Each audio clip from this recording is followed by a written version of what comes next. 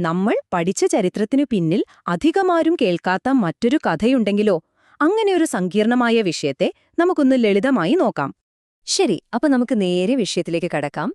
ചരിത്രത്തിലെ തന്നെ ഏറ്റവും നിർണായകമായൊരു സംഭവത്തെപ്പറ്റി തികച്ചും വ്യത്യസ്തമായൊരു കാഴ്ചപ്പാടാണ് നമ്മളിന്ന് പരിശോധിക്കാൻ പോകുന്നത്. നമ്മളെല്ലാവരും കേട്ടറിഞ്ഞ കുരിശുമരണത്തിന്റെ കഥ. ഒരുപക്ഷെ അതൊരു പൂർണ്ണമായ ചിത്രമല്ലെങ്കിലോ? അപ്പോ ഈ ഒരു ബദൽ വിവരണം തുടങ്ങുന്നത് ഗെത്സമേൻ തോട്ടത്തിൽ വെച്ചാണ്. ഇവിടെ മുന്നോട്ട് വയ്ക്കുന്ന ആശയം വളരെ ഞെട്ടിക്കുന്ന ഒന്നാണ്. യേശു യഥാർത്ഥത്തിൽ കുരിശിൽ മരിച്ചിട്ടില്ല എന്ന്.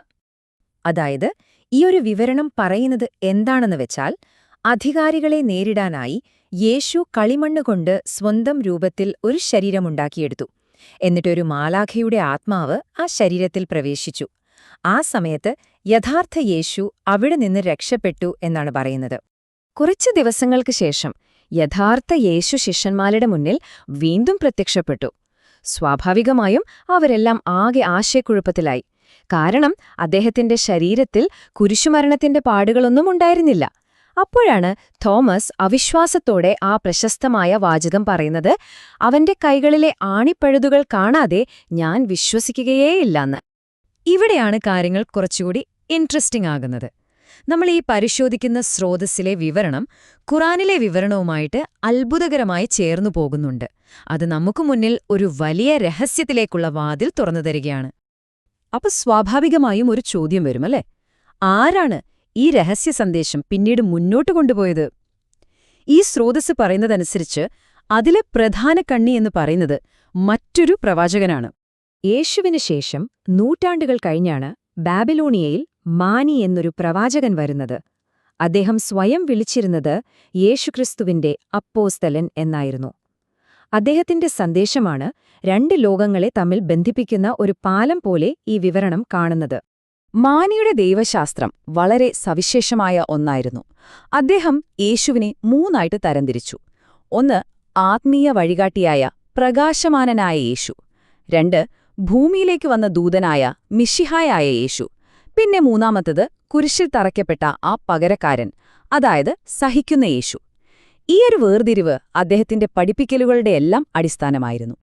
ഇനി നമ്മൾ കാണാൻ പോകുന്നത് ഈ സ്രോതസ്സിലെ ഏറ്റവും പ്രധാനപ്പെട്ട ഒരു വാദമാണ്. അതായത് മാനിയുടെ പഠിപ്പിക്കലുകൾ കാലം കൊണ്ടില്ലാതായില്ല, മറിച്ച് നൂറുകണക്കിന് വർഷങ്ങൾക്കു ശേഷം ഇസ്ലാമിന്റെ അടിസ്ഥാന പാരമ്പര്യങ്ങളിലൂടെ അത്ഭുതകരമായി അവ വീണ്ടും ഉയർന്നുവന്നു എന്നാണ് പറയുന്നത്. ഈ പട്ടികയിലേക്കൊന്ന് നോക്കൂ. ഇവിടെ കാര്യങ്ങൾ കുറച്ചുകൂടി വ്യക്തമാകും. ദിവസേനയുള്ള പ്രാർത്ഥന, ഒരു മാസത്തെ നോമ്പ്, ദാനധർമ്മം. ഇങ്ങനെ നോക്കുമ്പോൾ ഈ ആചാരങ്ങളിലെ സാമ്യം വെറുമൊരു യാദൃശ്ചികമല്ലെന്നാണ് ഈ സ്രോതസ് വാദിക്കുന്നത്. മറിച്ച് മാനിമതവും ഇസ്ലാമും തമ്മിലുള്ള വളരെ ആഴത്തിലുള്ള ഒരു ബന്ധത്തിലേക്കാണ് ഇത് വിരൽ ചൂണ്ടുന്നത്. അപ്പോ ഈ ബന്ധങ്ങൾ വെറും ആചാരങ്ങളിൽ മാത്രം ഒതുങ്ങി നിൽക്കുന്നില്ല. പുനർജന്മത്തിലുള്ള വിശ്വാസം പോലുള്ള കാര്യങ്ങൾ, പിന്നെ പ്രാർത്ഥിക്കാനൊരു പ്രത്യേക ദിശ തിരഞ്ഞെടുക്കുന്നത്, എന്തിന് ചില ഭക്ഷണ നിയമങ്ങൾ വരെ ഈ രണ്ട് പാരമ്പര്യങ്ങളിലും ഒരുപോലെ കാണാമെന്നാണ് പറയുന്നത്. പക്ഷേ ഈ ബന്ധം വെറുമൊരു ആശയപരമായ ഒന്നായിരുന്നില്ല. അതിലുമപ്പുറം മാനിക്ക് വഴികാട്ടിയായിരുന്നത് യേശുവിന്റെ ആത്മാവ് തന്നെയായിരുന്നു എന്നാണ് ഈ സ്രോതസ് പറയുന്നത്. മാനി അതിനെ ഇരട്ട ആത്മാവ് എന്നായിരുന്നു വിളിച്ചിരുന്നത്. ശരി, ഇനി നമുക്ക് ഈ വിവരണത്തിലെ ഏറ്റവും അവസാനത്തെ, അതേസമയം ഏറ്റവും ആഴത്തിലുള്ളതുമായ ഒരു അവകാശവാദത്തിലേക്ക് കടക്കാം. ഇവിടെ കാര്യങ്ങൾ ആത്മീയ പിന്തുടർച്ചയിൽ നിന്നും മാറി ഭൗതികമായ ഒന്നിലേക്ക്, അതായത് രക്തബന്ധത്തിലേക്ക് മാറുകയാണ്.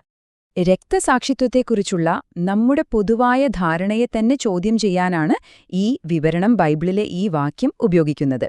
അതായത് യേശുവിന്റെ മരണം ഒരു വിധിയായിരുന്നില്ല, അതൊരു തിരഞ്ഞെടുപ്പായിരുന്നു.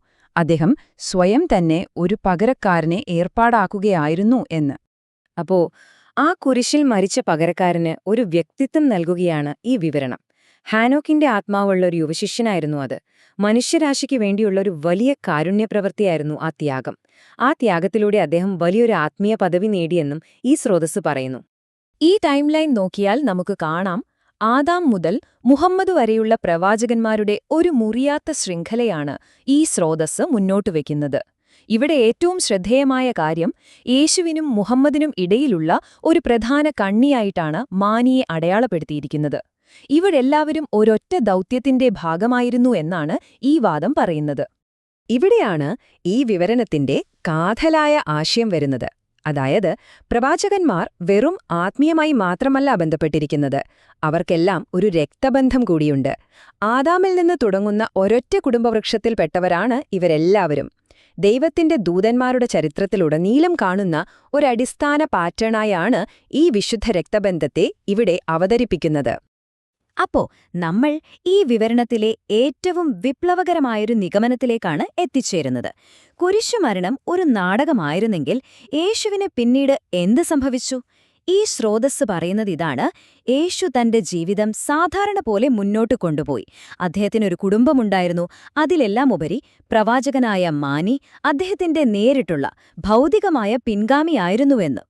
നമ്മൾ ഇന്ന് കണ്ടത് അത്തരത്തിലുള്ളൊരു ബദൽ ചരിത്രമാണ്. ചരിത്രം എപ്പോഴും എഴുതുന്നത് വിജയികളാണെങ്കിൽ ഇതുപോലെ പറയാതെ പോയ എത്രയെത്ര കഥകൾ ഇനിയും ബാക്കിയുണ്ടാവാം. ഔദ്യോഗിക ചരിത്രത്തിന് താഴെ നമ്മൾ അറിയാതെ പോയ എത്രയെത്ര യാഥാർത്ഥ്യങ്ങൾ മറഞ്ഞിരിപ്പുണ്ടാവാം.